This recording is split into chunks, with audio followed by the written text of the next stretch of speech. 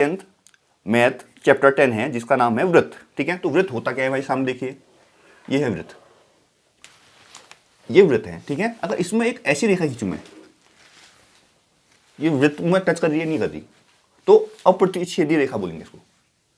ठीक है, अब मैं एक वृत्त पर एक ऐसी रेखा खींच रहा हूं जो इसको एक बिंदु पर टच करते हुए निकल रही है, एक बिंदु पर कर रही है, थोड़ा मेरा डार्क हो गया चौक, तो सोचो ये एक ही बिंदु पर टच करते हुए निकल रही है, यहां पर कर दे रहा हूं, ऐसा कर रहा हूं कि ये एक बिंदु पर टच कर रही है बस, तो इसे बोलेंगे स्पर्श रेखा। स्पर्श करते हुए जाएगी, सिर्फ एक बिंदु पर टच करेगी। अब एक तीसरी रेखा खींच रहा हूं मैं, ये वृत्त को दो बिंदु पर प्रतिच्छेद करेगी, काटेगी, तो इसे छेदक रेखा बोलेंगे। देखो इसे बोलेंगे छेदक रेखा।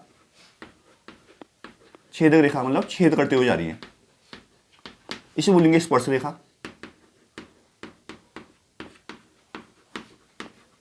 और ये बोलेंगे अप्रतिच्छेदी, ये कहीं प्रतिच्छेद कर ही नहीं थी, अप्रतिच्छेदी। प्रतिच्छेद मतलब काटना, तो अप्रतिच्छेदी। अब वृत्त को जो स्पर्श रेखा स्पर्श करते हुए निकलती है, जिस बिंदु पर स्पर्श कर रही है उसे स्पर्श बिंदु बोलते हैं। ये जो पॉइंट एक है जहां पर स्पर्श कर रही है उसे क्या बोलेंगे, स्पर्श बिंदु। स्पर्श बिंदु, इतना समझ में आया सबके, कोई दिक्कत इसमें? ठीक है, ये हो गया आपका।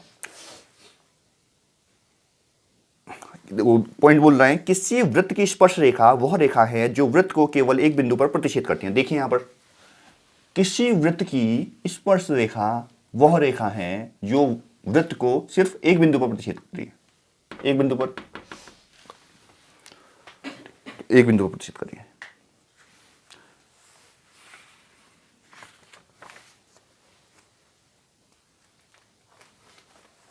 तो यहां पर एक बात और बोल रहे हैं, वृत्त के किसी बिंदु पर स्पर्श रेखा स्पर्श बिंदु से जाने वाले त्रिज्या पर लंब होता है। ठीक है, तो देखिए अगर ये स्पर्श रेखा है, ये वृत्त का क्या है, केंद्र है, तो अगर इसको ना टच करेंगे यहां पर तो ये लंब बनता है, याद रखिएगा, लंब बोले तो 90 डिग्री यहां पर, समझ में? त्रिज्या से होते हुए लंब बनेगा। क्लियर है? अब आते हैं एक्सरसाइज 10.1 में। पहला क्वेश्चन बोल रहे हैं एक वृत्त की कितनी स्पर्श रेखाएं हो सकती है। ठीक है, तो वृत्त बनाता हूं मैं। देखिए पहला क्वेश्चन के लिए मैंने बनाया एक वृत्त, कितनी स्पर्श रेखाएं हो सकती है बोल रहा है। तो स्पर्श रेखाएं क्या होती हैं, जो एक बिंदु पर स्पर्श करते हुए जाए। ठीक है, तो मैं खींच रहा हूं एक स्पर्श रेखा,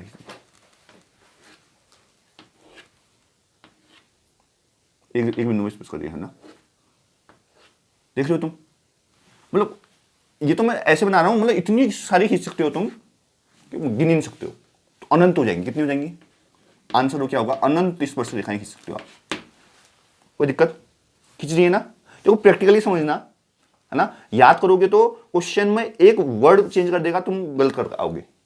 यहां बोला है एक वृत्त की कितनी स्पर्श रेखा खींच देती है, इसकी जगह में बोलेगा वो एक वृत्त, किसी वृत्त के एक बिंदु पर कितनी स्पर्श रेखा खींच जाते हैं, तो अर्थ का अनर्थ हो जाएगा, अनंत लिख जाओगे, 0 नंबर मिल जाएगा। समझ रहे हो? तो प्रैक्टिकली समझो इस चैप्टर को, ज्यादा अच्छा रहेगा। ठीक है, ये क्वेश्चन समझ में आ गया? क्लियर है? अब देखिए, अब रिक्त स्थानों की पूर्ति कीजिए बोला है। दूसरा क्वेश्चन, किसी वृत्त की स्पर्श रेखा उसे बिंदुओं पर प्रतिच्छेद करेगी। अभी देखा हमने, देखो कितने बिंदु पकड़ रहा था। ठीक है, तो किसी स्पर्श रेखा उसे एक बिंदु पर प्रतिच्छेद करेगी। ठीक है, तो एक हो गया। वृत्त को दो बिंदुओं पर प्रतिच्छेद करने वाली रेखा को कहते हैं। ठीक है, याद रखना। ये देखो, ये रेखा बताई थी, दो बिंदुओं पर छेद कर रही थी, क्या बोलते हैं, छेदक रेखा। ठीक है, एक वृत्त की डॉट डॉट समांतर स्पर्श रेखा हो सकती है, ये इंपोर्टेंट है। देखिए दूसरे का तीसरा सवाल, ये है भाई वृत्त। ठीक है, अब इसकी क्या बोलते हैं, एक वृत्त की डॉट डॉट समांतर स्पर्श रेखा, तो समांतर स्पर्श रेखाएं खींच रहे हैं। कहने का मतलब है ये कि एक रेखा अगर ये है तो इसके समांतर खींचेंगे, तो इसके समांतर क्या होगा बच्चे, ये वाला होगा।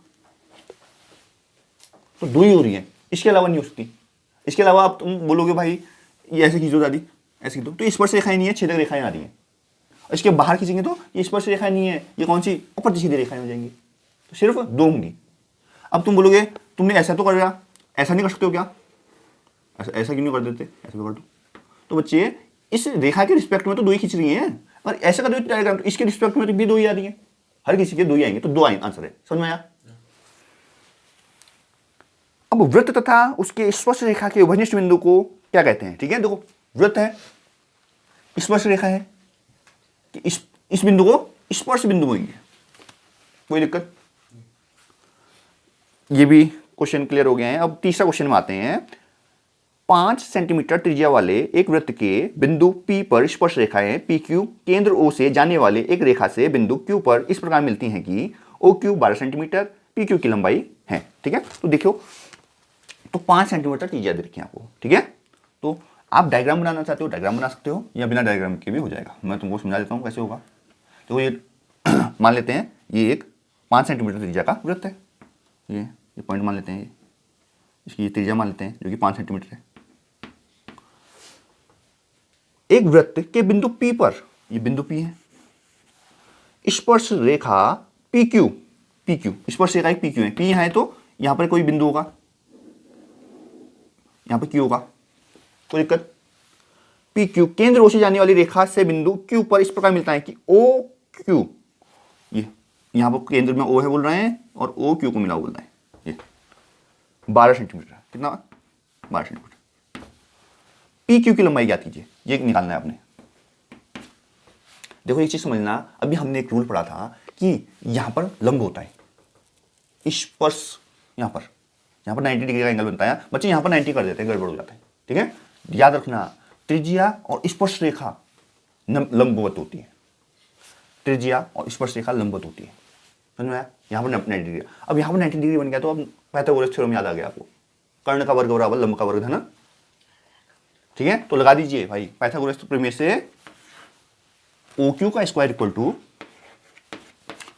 लंब का स्क्वायर, लंब क्या है भाई अपना PQ मान लो, और प्लस आधार का स्क्वायर मतलब OP का स्क्वायर। अब OQ की जगह वैल्यू रख दो 12, और आपका PQ ऐसी रहेगा, और OP क्या है अपना 5 है। 12 का स्क्वायर आप जानते हो, 12 गुणा 12 144 होता है। PQ का स्क्वायर ऐसी रहेगा, और 5 का स्क्वायर क्या हो जाएगा 25। 25 यहाँ आके माइनस हो जाएगा, पक्षांतरण बोलते हैं, चिन्ह बदल जाते हैं पक्षांतरण में। PQ का स्क्वायर, अब घटाया हमने 144 से 25, 14 में से 5 गया 9, 3 में से 2 घटाया 1, 1 में से 1, तो 119 आ गया PQ का स्क्वायर। अगर PQ निकालेंगे तो वर्ग वहां जाके वर्गमूल हो जाता है, तो PQ इक्वल टू कितना हो गया √119 सेंटीमीटर में दिया था, सेंटीमीटर में दिया था। ऑप्शन डी इसका करेक्ट हो गया, तो डी आंसर हो गया इसका।